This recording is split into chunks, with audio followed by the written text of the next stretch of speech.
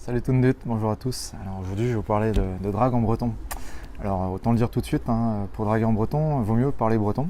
Donc c'est pour ça les débutants, les personnes qui maîtrisent pas trop bien la langue peuvent toujours s'inscrire en cours du soir en début d'année prochaine ou alors pendant l'été, donc tout simplement au stage qui accueille toutes sortes les gens de tout niveau. Et comme ça on met toutes les chances de son côté.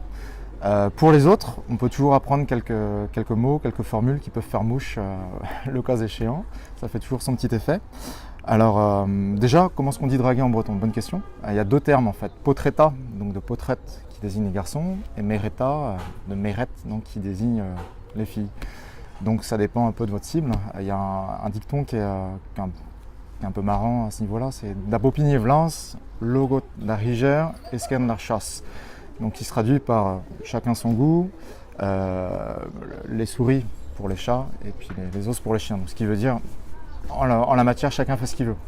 Et c'est très bien comme ça.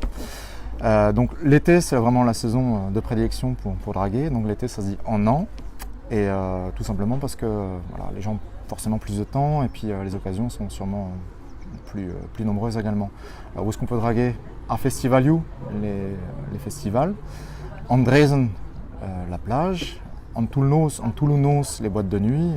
Voilà, chacun son terrain de prédilection en la matière. Pour draguer en breton, ce qui est bien, c'est d'avoir des phrases toutes faites, prêtes à l'emploi. Alors déjà, ne serait-ce que pour rentrer en matière, quand vous flashez sur quelqu'un, demandez-lui comment il ou elle va. Marejeu, ou alors mon aramad, est-ce que ça va bien? Donc ils vont répondre Ya Marejeu, Ya mon aramad. Voilà, capable de poser la question et de répondre de la même façon.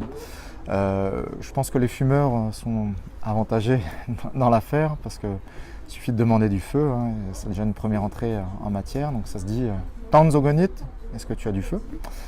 Demandez également son nom, Pessehanepus, comment tu t'appelles?